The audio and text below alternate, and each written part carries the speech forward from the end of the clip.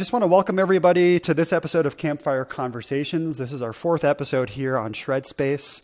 The first three episodes were absolutely incredible.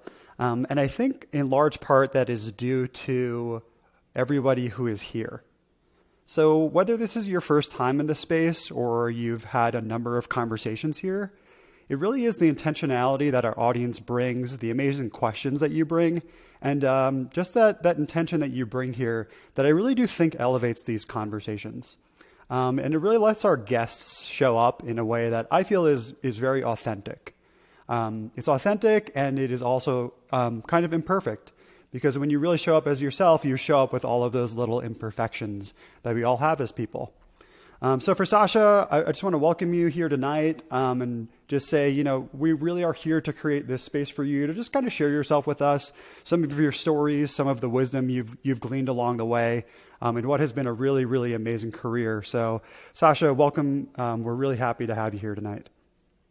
It's a pleasure to be here. I really love the idea that this is called Campfire Conversations, because it makes just think of the nights when you've been out climbing or having an epic day outside and you're all like sitting around the fire, drinking if you drink, or doing whatever, like having conversations. So I'm excited to dive in here and, answer whatever questions you guys have.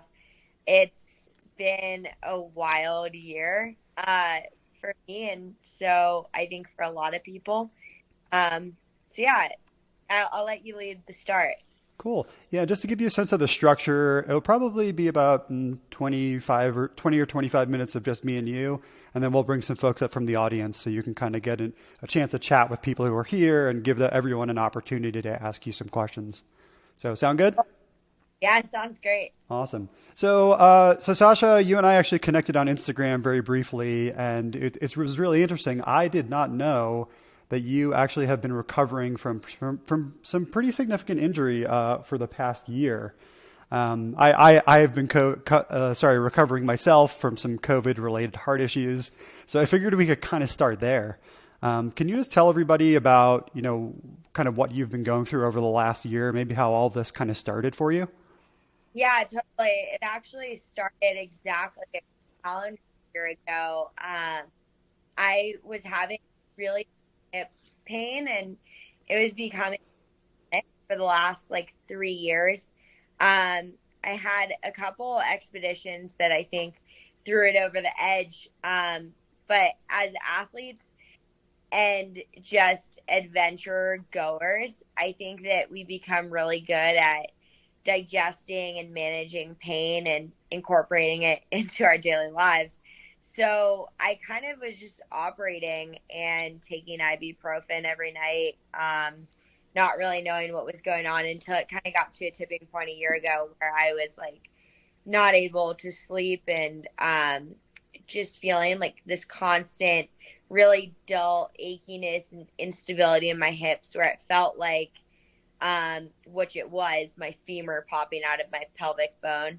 And so I went in for an MRI and imaging because I wanted to get a cortisone shot to go on this expedition that I had in Mexico. And when I went in for the cortisone shot, I obviously had to get an MRI first. And I remember the doctor and the surgeon, this whole trail of people with concerned faces came in, and they were like, yeah, it's not just a cortisone shot fix. So basically, long story short, it turned out that I had hip dysplasia, which is relatively common in female athletes and backgrounds like ballet and figure skating, dancing, and apparently climbing, which makes a lot of sense because climbing is a really hip dominant sport.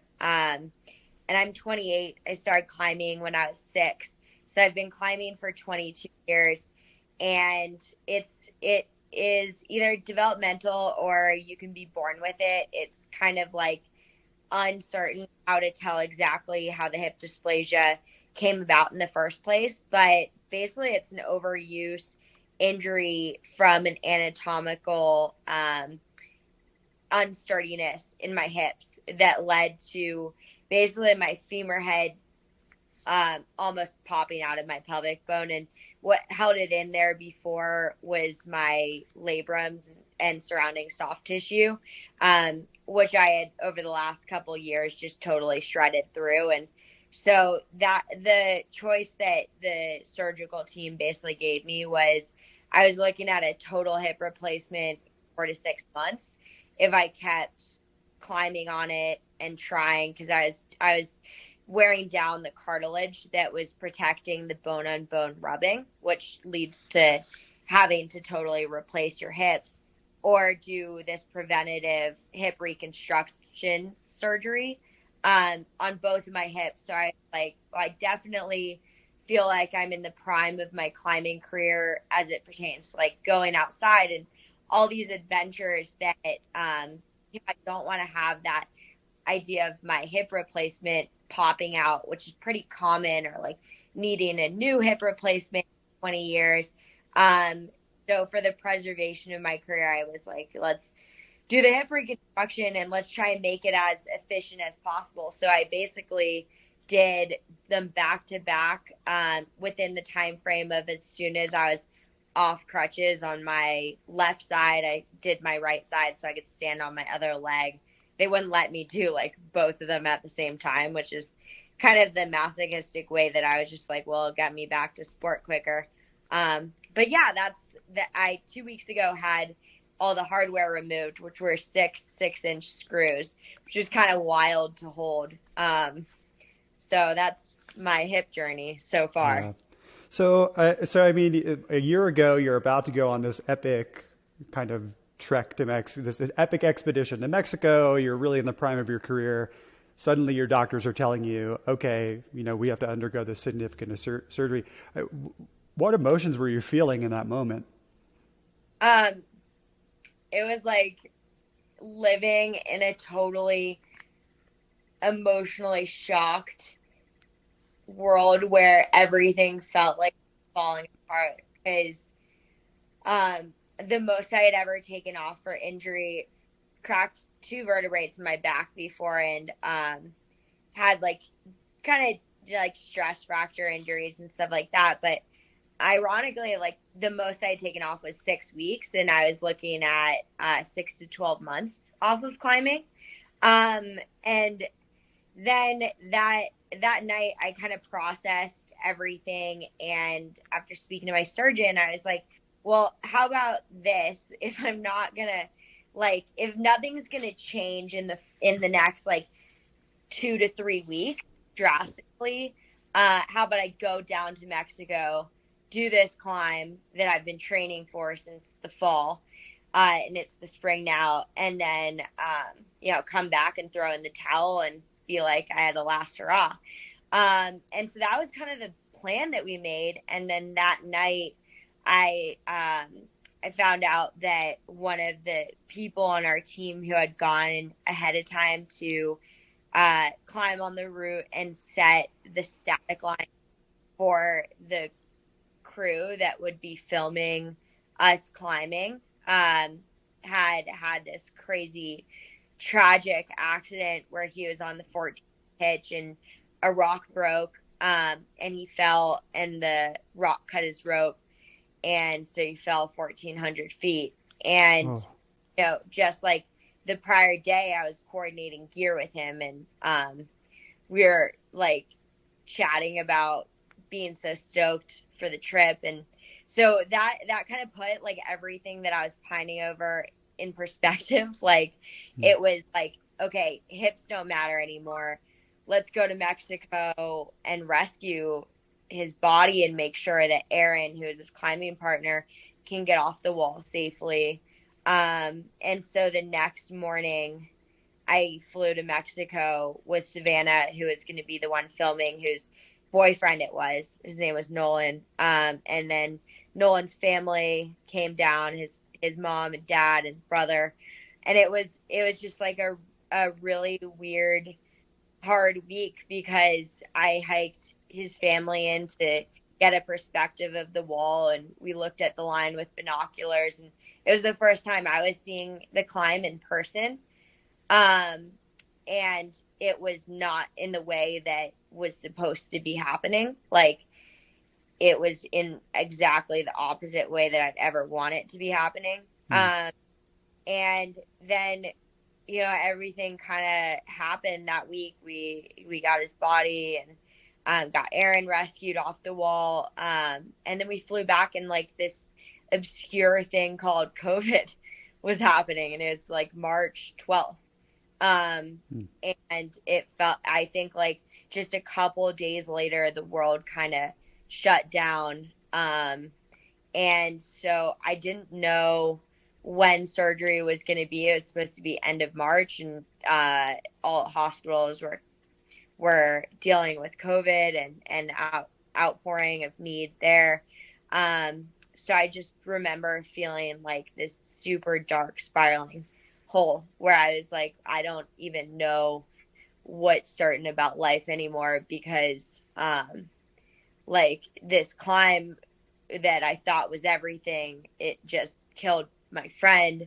My career is in jeopardy of this massive set of surgeries, feeling like everything I had trained for was for nothing because we didn't even climb. And all these thoughts, I think just like all these negative emotions were pouring out, and it was dark, honestly. It was a hard stage of life. Yeah, I'm really sorry to hear about your friend. I mean, that's horrible to lose somebody that you care about. So thank you for sharing that here. So yeah, I mean, it sounds like you were experiencing quite a lot of loss all at once, and you know, there's certainly a grieving process that kind of goes along with that. And I guess I'm curious in terms of how you kind of worked through that. If you do feel like you're on the other side of that, or if you're still kind of maybe just coming out of that, you know, and how have you kind of grown and changed through that entire experience, plus, you know, the entire year after that, where I imagine you were not climbing, which is probably a significant part of your identity and your life. Yeah, I had to totally find new purpose.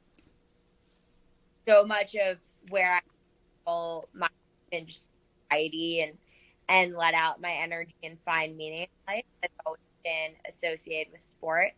And the main surgeries were 4, 2, and 2, basically, like shortly spread apart. And I was pretty bedridden after the main called the PAO, where they break your pelvic bone in 4 places and then pin it together with screws. So like I couldn't sit up in a chair.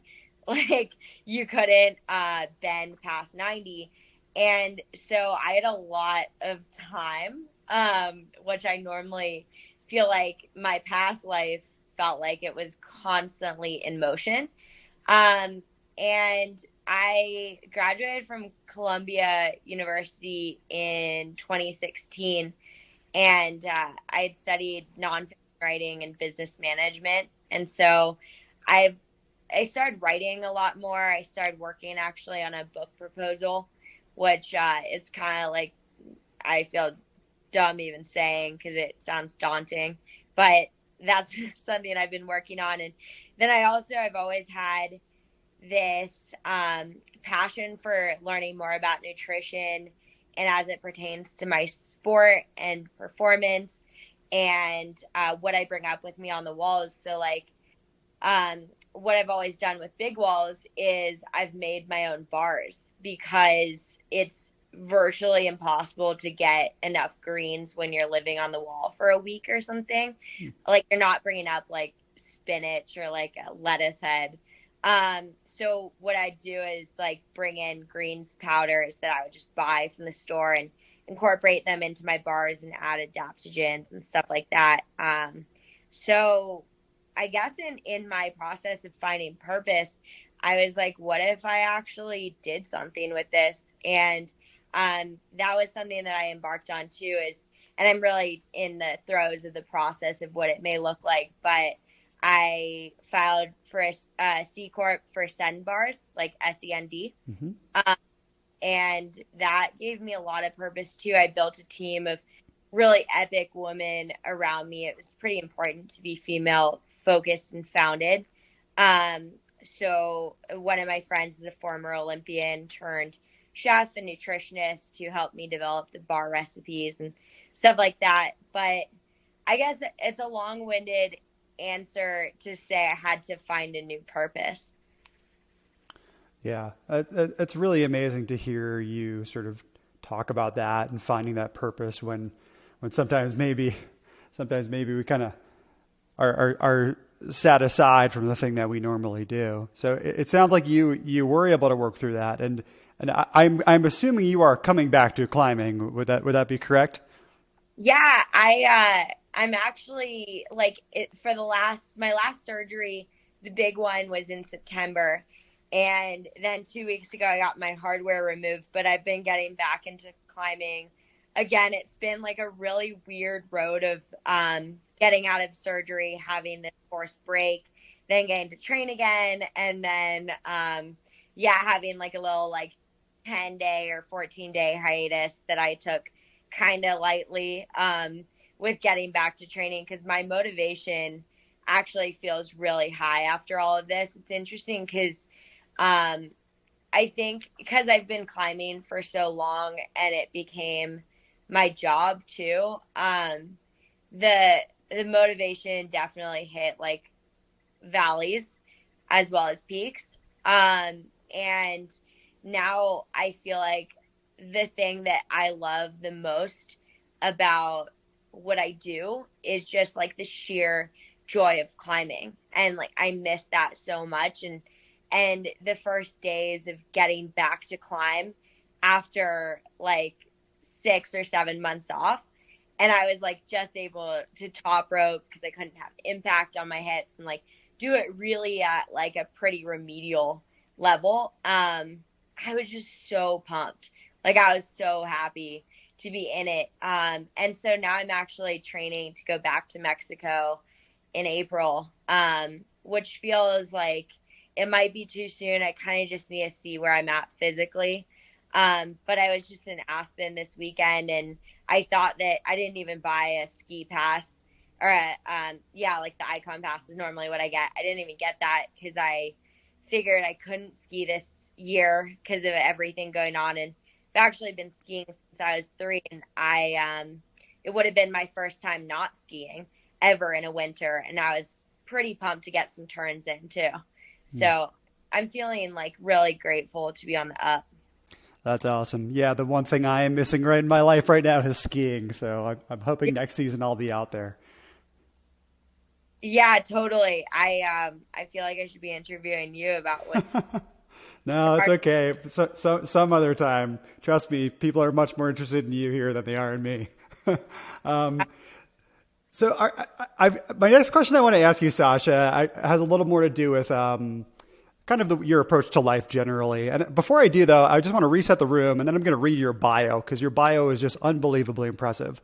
So if you're just joining us, we're with professional climber Sasha DiGiulian. She's got an unbelievable number of accolades in her life, in her only a 22-year climbing career that started when she was 6. We're going to get to the Q&A in probably 5 to 10 minutes. I'm going to go into one more topic with her. So if you have a question, please stick around. Also, if there's anybody on Clubhouse that you think you're like, wow, they need to be here, ping them into the room. Hit that little plus button, get them into the room, because I think Sasha has a lot of amazing things to share with us. So Sasha, here's your bio as I pulled it down, I believe, from your website. So you began climbing at 6 years old in 1998. You've won the World Champions for female overall. You've placed silver in bouldering World Championships, as well as bronze in the duel. You were the undefeated Pan American champion from 2004 to 2014. You were a 3-time U.S. national champion. Outdoors, you were the first North American woman to climb the grade 9A 514D. You graduated from Columbia University in New York City, having studied nonfiction writing and business. You're on the board of the Women's Sports Foundation, and you serve as a global athlete ambassador for Right to Play, Up to Us Sports, and the American Alpine Club. You've also served as the athlete representative on the board of the International Federation of Sport Climbing.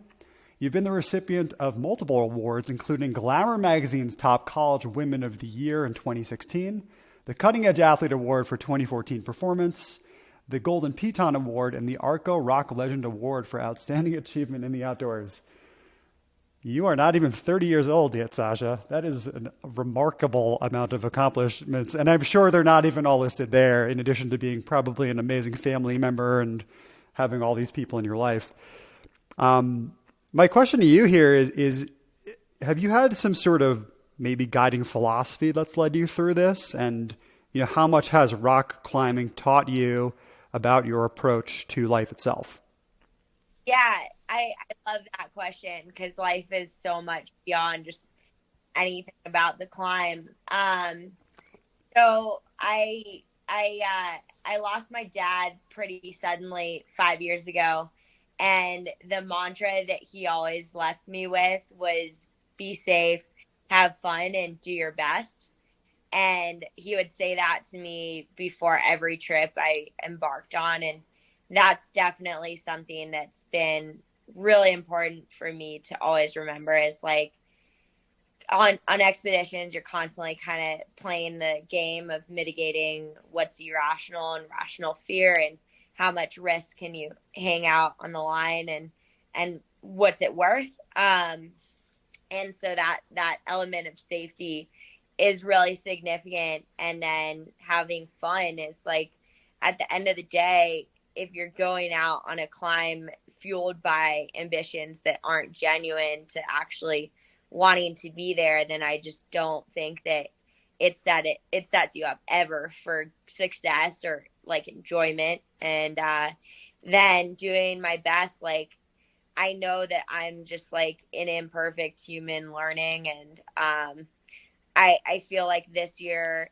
like most years, like just you get thrown into the ringer and you have to adapt and learn, because that's the only way to keep moving forward. And I more and more over the years of losing people close to me, and accidents happening in the outdoors, I feel like it's just so important to be happy with what you're doing. And something that I've missed so much over this last year while being injured is like being out in a non-materialistic environment. Like this year has been hard for so many reasons for so many people.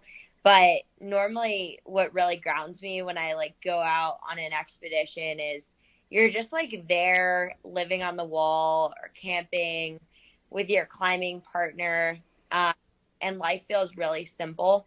And I kind of live in this world mindset, I guess, where I love being feminine and dressing up and going out to fun, fancy things. But then what makes me feel like really alive and rejuvenated is the trips where like I don't even have a change of clothes, because it's just like, why would you change your clothes on a portal?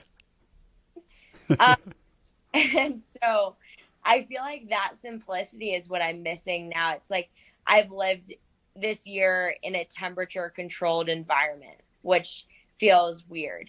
And I guess my philosophy on life is just, enjoying it and not taking it for granted. Like, I mentioned this to you on Instagram as we were planning this, but I drove home from Aspen yesterday early to go on a bike ride with my mom, and her bike spun out on a steep part of a hill where she hit a gravel patch, and we ended up in the ER, and she just had surgery, and it's going to be a couple more surgeries, and she's okay. It's not life threatening, but it's definitely going to be a long road, and it's really rattling because you see the fragility of time and moments, and how everything can change so quickly, and like it's just wild because you can't take anything for granted, not even like a neighborhood bike ride,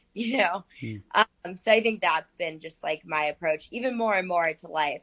It was pretty prevalent changing moment for me when we lost my dad, and I feel like each year presents its own challenges that you just like kind of grow from.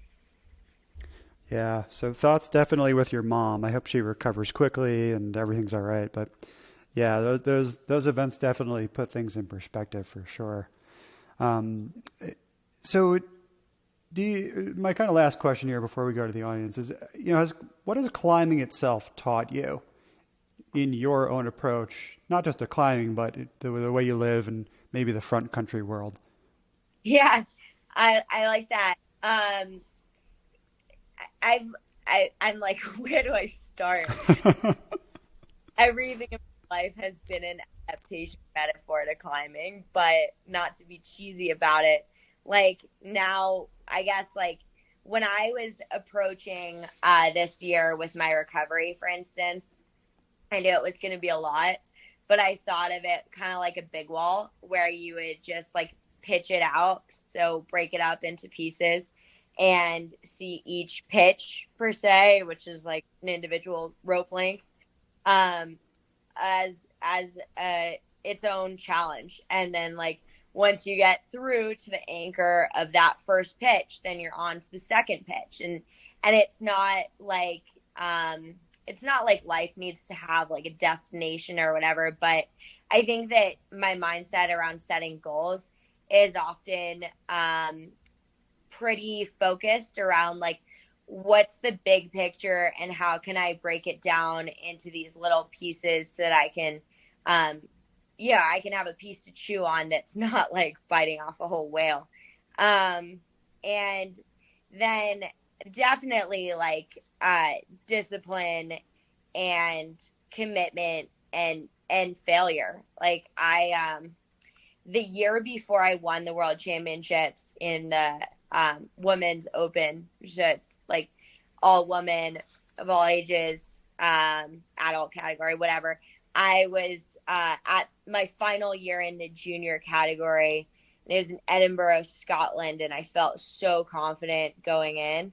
And I was like in the lead after qualifiers, in the lead after semifinals, was kind of like sitting in a good spot for finals. And I remember it so vividly. Like in finals, I just slipped, like my foot slipped.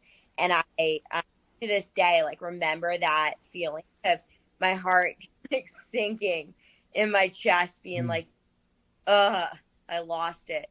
And feeling like the total devastation, but then that carrying me into the next year where I had a pretty breakout year in my career. And like that gave me such fuel to train so hard that my mindset was like, I want to train and be so ready that even on my worst day, I'm still the best. And that was just like my competitor mindset. That I think that moment in that competition really set me up for a good year following. So it kind of fueled your fire for that next year. Yeah, totally. And like, yeah, I think in life, like you have all these like small wins and small losses. It's just like, how do you deal with them and stand back up?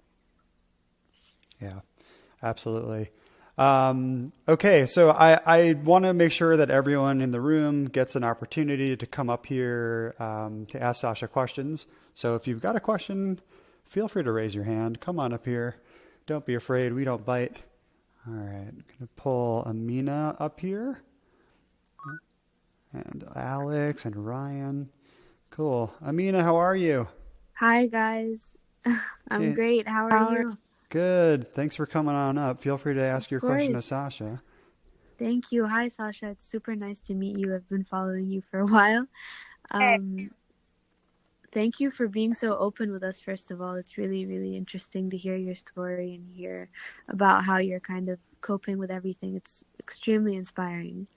I wanted to ask you about kind of like something that has to do with while you're physically on the rock and managing fear, because my biggest issue, I've recently started climbing, so I'm not anywhere like great, but my biggest issue is that when I'm on the rock and I'm lead climbing something a bit harder for me or like a higher grade than I usually climb, I get this fear that just comes over me and I just can't like control it. So I wanted to ask you how you manage to control your fear during a scarier route, or like what helps you get out of that mindset so you can actually like commit and send it.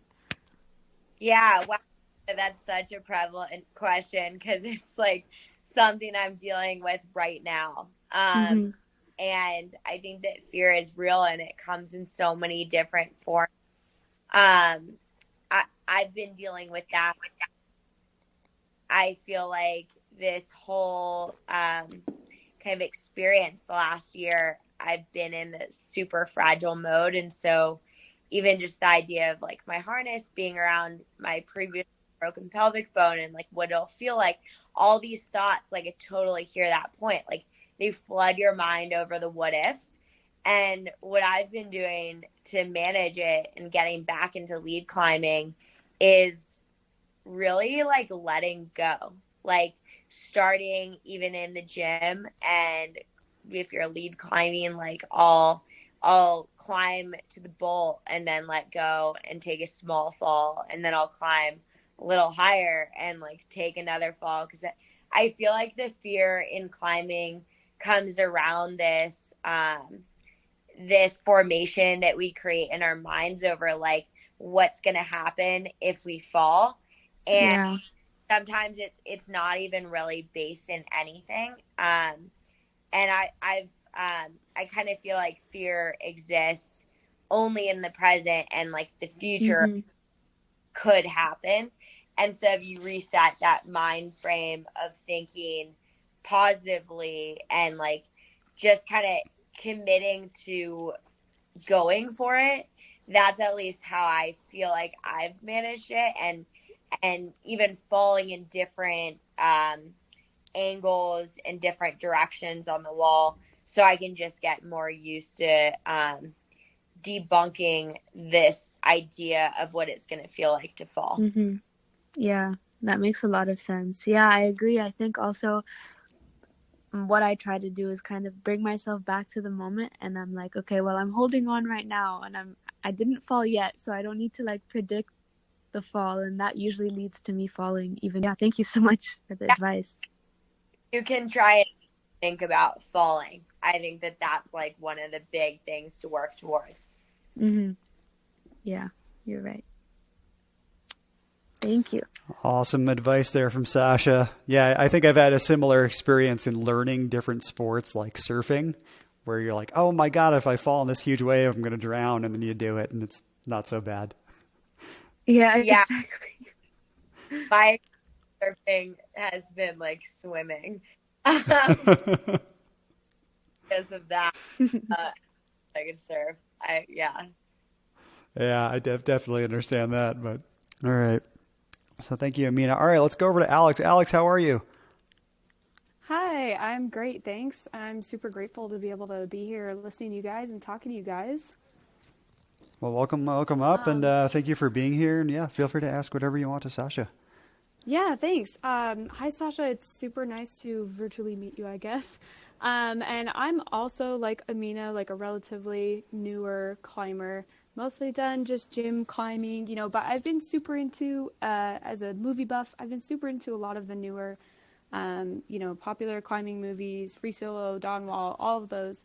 And I'm just curious, with the recent popularity, like rise in popularity in climbing from all the media and movies that's come out, have you seen any significant changes in the climbing community or climbing culture at all? And how has that been positive or negative for you?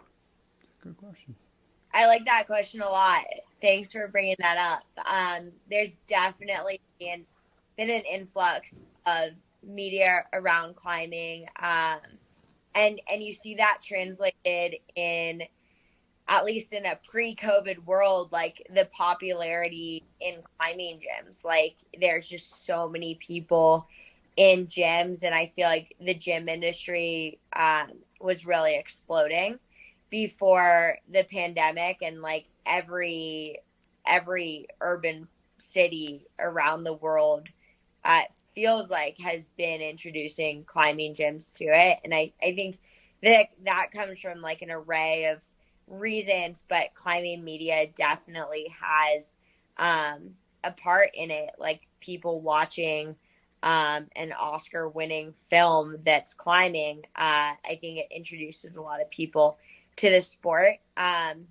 What you do see though is there's a bridge that needs to be built and maybe articulated as well from gym to outdoors, because there are skills that wouldn't necessarily translate from the gym to being safe outside, where maybe you're going from a gym and there's like pre-hung quick draws and foam mats around you, so everything's pretty controlled and safe, to an outdoor environment where you are dealing with the elements. And I've been at the crag where I've seen people like not know exactly what they're doing, and like there's not going to be a belay test when you walk up to the crag and like to get a little cert card to be able to partake in the sport. It's like play at your own risk. And so I feel like if we utilize guide services and lean on even like introductory courses at the gym or outside, then that could increase safety. And you never really want to be like at the crag seeing people not necessarily being safe, because I like don't like to tell people how to do things, but I also don't want to witness someone have a tragic accident either. And then I guess what I would say from free solo in particular, as a professional climber, I have definitely noticed people be like, oh, wow, you climbed. Is that like that guy in free solo? And I'm like, actually, I've spent a lot of my career explaining why climbing is a really safe sport. So not really at all. Because 99.9% of climbers, and don't quote me on that statistic, it's just a guesstimate, don't free solo. And like, to me, that's not what the sport's about. So I think that the film did a really good job of explaining that, but the takeaway still, for whatever reason, some people have associated that with what climbing is. And versus like a movie like Dawn Wall or something where it's a little bit more of the norm of how people normally climb. I think that that's like created a bit of like a myth around the sport. Yeah, thank you. I've even seen some of that in my own experience, when people find out, oh, you're learning how to climb, like in that movie. And I'm like, no, you don't understand. I can barely do anything at the gym. Like, so it's just interesting getting into the sport and seeing the kind of misconceptions that people have. So anyway, yeah, thank you for your answer. That was really, really insightful. Yeah, no, totally. When I've been asked like, well, what if you fall? And I'm like, I fall every day into a rope and I'm safe. So yeah, totally. No, that's a great point. Awesome. Thanks for the question, Alex. Just before we get to Ryan, to reset the room really quick. So, ladies and gentlemen, we're here with Sasha DiGiulian. She's a pro climber, an unbelievable pro climber who's kind of overcoming a year of injury. We kind of covered that. And now we're into the Q&A portion. We talked a little bit about life, and now we're in the Q&A portion. So if anybody else does have a question, feel free to come up. If nobody has a question after Ryan, I will certainly ask some of the juicier ones that I've got up here. But Ryan, how's it going? It's great, Grant. How are you? Good, mate. Good to see you. I just wanted to first off by saying, Grant, you're doing another great job here. So congratulations on that. You've asked a bunch of questions that I would have asked. I know Sasha to some degree. Hi, Sasha. How you doing? Hey, good to see you in this room. Yeah, we work together a little bit. Sasha's a ambassador for the brand I work for, which is stellar. And I know her a little bit through more of the business side then obviously watched her climb in terms of her climbing career, but personally it's been, working together as her as an ambassador. And one of the things that I know about her is that she's extremely humble. And I love that you asked the question about philosophy, Grant, because I've been blown away by Sasha's ability to have about 16 things in the air at the same time, plates in the air, different projects. She's always seems to be thinking about new things and trying new things, which I really admire. And one of the things I admire the most is how business-minded she is. And as a professional athlete, my question is kind of twofold. As a female professional athlete, are you seeing greater numbers of athletes turn their fame, if you will, through their climbing or through their sports, I should say, into the ability to move into the business world and make that leap successfly and being taken more seriously? Sort of a question, tipping my hat to the nature of the day, International Women's Day. And the second question is, what advice would you give to people who are, working on their passions, but how do you turn that into both a profession and then skip into the sort of the broader world of business? So long question. Thanks for letting me get it out. Yeah. Good question. And I'm stoked you mentioned Stellar, because for those of you guys who are in the room, Stellar is an awesome way to show your adventures and tell a story and do it in a really creative, fun way. And to the International Women's Day question, for athletes turning, and in particular women, their careers into businesses, I think that what's made being a professional athlete turn a bit on its head is the introduction of social media. Because when I first started climbing, the way that I knew of climbers and looked up to people were posters and magazines. And when I was 12, I had my first sponsor. And that basically happened through a magazine picking up on your accolades and featuring you, and then like a company reads it and then writes to you. And then I was always really like, I wanted to keep my parents out of my climbing career. And I think a bit of it was like just proving to them, who had no idea what climbing was, that I had this like vindicating, like, I want to show that this is a legitimate sport. So I'm going to like prove to you that I can be financially independent from it. Obviously didn't happen when I was 12. But I think what social media has provided is just like this pretty connected thread of like, you have an audience and you can speak to that audience. And what I at least always try to do is just like literally like pull up my caption box and write what's on my mind, which probably isn't like the best social media practices or whatever. Like, I don't know anything about algorithms, and I'm new to Clubhouse. This is my like second room. But you're doing great. Thanks.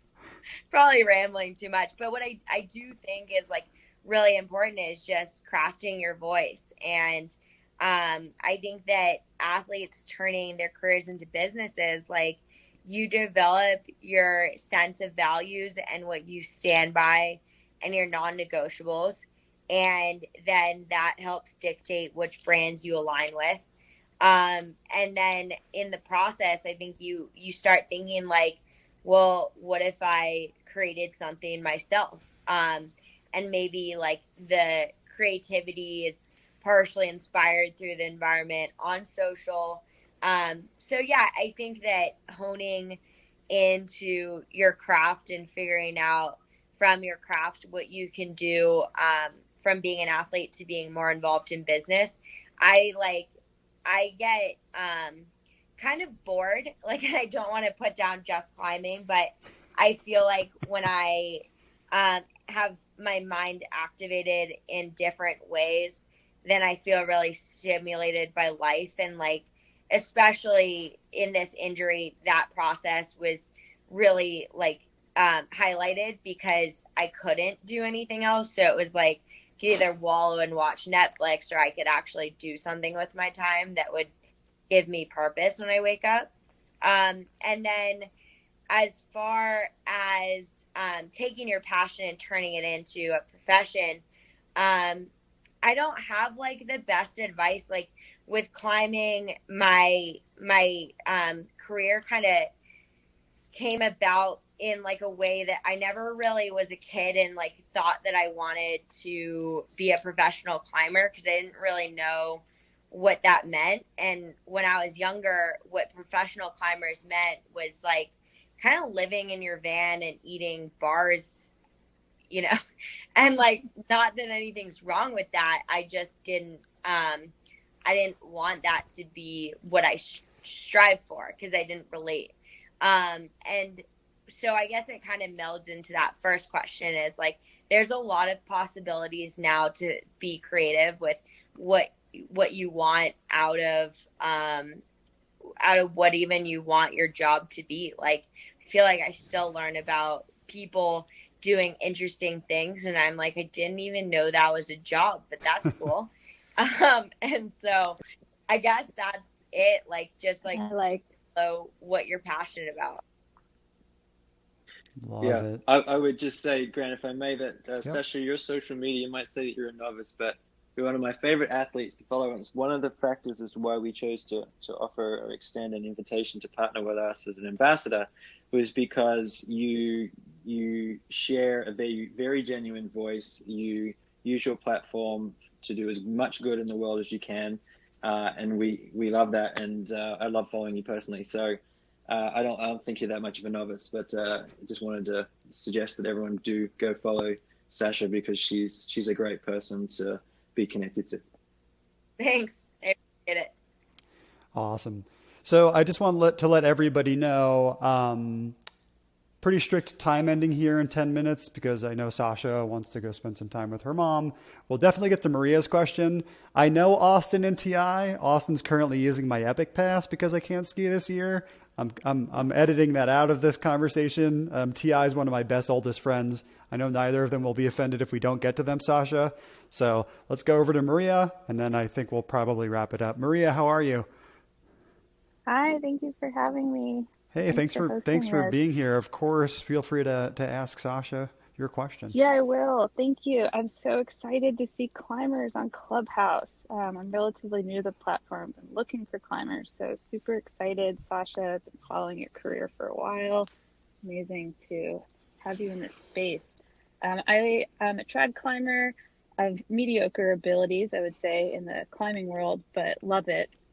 And one thing I would love to hear about is your relationship or your philosophy on fear and how to deal with fear and anxiety, which in trad climbing pops up quite a lot because our life is in our own hands and our camelots. So yeah, I would love to hear your thoughts on that. Thank you. Totally. Yeah, it's I think that as well as Alex's question are really relevant. Like, it shows like how climbing does invoke fear. I see that you climb in the gunks, which is awesome. When I was in school in New York, I'd escape up to the gunks over the weekends when I could. I think that fear is just one of those things that you always have to start with classifying what's rational and what's irrational. Like, if you're trad climbing, I know it happens more often than sport climbing. Like, you could be in a situation where it's just not going to be safe to fall. And I think in those situations, when I've experienced them in my own climbing, then I try to center my focus around how I can be extremely present and in control of my movement in front of me, and focus on that and not let those negative thoughts enter my mind, because it's basically just that. Like, negative energy is only going to be heavy and pull you away from what you need to be focused on. And then when it's that irrational fear, I think it's a little bit less extreme to deal with. Like if you're climbing and in a no fall zone where the consequences are super serious, then that's going to be different than if you're, high above your bolt and scared to fall, but the fall is totally clean, which I experienced both of them. And, especially lately, I've been just like in fear of a lot of climbing. And I think that the way that I deal with that irrational fear component is kind of like what I mentioned before of just taking the fall. Like sometimes it's just like you let go and you feel what that thing that you're so afraid of feels like, and you debunk that mystique around like what the consequences may be. So you prove to yourself that it's totally fine. And then moving forward, I feel like you build up this tolerance for what you're okay with, and like expand that horizon of being less fearful. Thank you. I appreciate it. It's something I've been working with. It's like what's useful and what's not, and you're speaking to that. So I do appreciate it. Totally. Great question. Awesome. Yeah, I just wrote down, sometimes you have to let yourself fall. Yeah. Just such a good piece of advice, right? Awesome. So, Sasha, we've got about 6 minutes left. Kind of just bringing in for a landing here. I'm just going to say, do you have any maybe parting thoughts for anyone here, or, we're recording this, so who knows, this will go out into the world and may end up in the ears of some little girl somewhere who's dreaming of being a climber or doing something amazing with her life. What would you say? What would you say to maybe a little girl who was, just starting their life and trying to dream big? Yeah, I love that, especially on this chat has been really fun. I think what I would say is don't let what's out there define you. Like let what you want to do define what you do. So to that notion of me not seeing necessarily like exactly what I want to be or what I want out of my life, not that my life is done or whatever, but for the career that I've created, I could never have like put a pen to paper and written it down and described what I wanted that to be. I just kind of started with what I loved doing. And so I feel like if you really just put your thoughts towards like, what do you enjoy doing? And like, do you want to commit the time and effort towards honing that? And then see where it takes you and think creatively and surround yourself by positive people. Because I think that that's a huge component is like your support network and listening and building a circle of trust to people that you want to listen to. Then I feel like a lot kind of ends up working out. And if it doesn't work out, I feel like you learn from it. Like the worst thing that could happen is you fall and, then you just get back up and climb again per se. So, I think that would be the advice that I leave with. That was beautiful. Thank you. Awesome. Cool. I just want to say thank you again for coming here tonight. I know you've got some stuff going on in your personal life, so really thank you for taking this hour with us. I'm really, really grateful. So, and I hope you'll come back sometime. Yeah, absolutely. It'd be a total pleasure. Thanks so much. Awesome.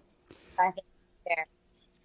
Cool. So, thank you. That was Sasha DiGiulian, pro climber. So awesome to hear from her. I think Karina has an announcement. Before that, I do want to say our next conversation is going to actually be on Saturday morning. It's going to be my first international conversation with a gentleman named Omar Samra. He's Egyptian. Amina knows him. Okay. Yeah. He has completed the Explorer's Grand Slam, which means he's climbed all 7 summits and been to both the North and South Pole. And he's like rowing across the Atlantic. He's just a really awesome guy. If you're around Saturday morning, it's going to be 9 a.m. Mountain Time. So if you're around and you want to tune in, come on in. I think that'll be a really interesting talk. I Kareen, second that. awesome. Kareen's got one more thing to say here. Kareen? Hey, in honor of National Women's Day today and the week, really, but starting to kick it off today and following this great discussion, I want to ask all the lady climbers to join me in a meeting after this now. Lady Crushers, so we could just meet up and hang out, and if anyone else wants to come, you can come, because we haven't had a climbing talk yet, so let's do it. I love it. And thank you for kicking it off, Sasha. Awesome. With your positive notes on everything. I really appreciate hearing that. That's awesome. Cool. Well, rad. I hope you ladies have fun in that room crushing it. Thank you again, Sasha, and everybody have a great night.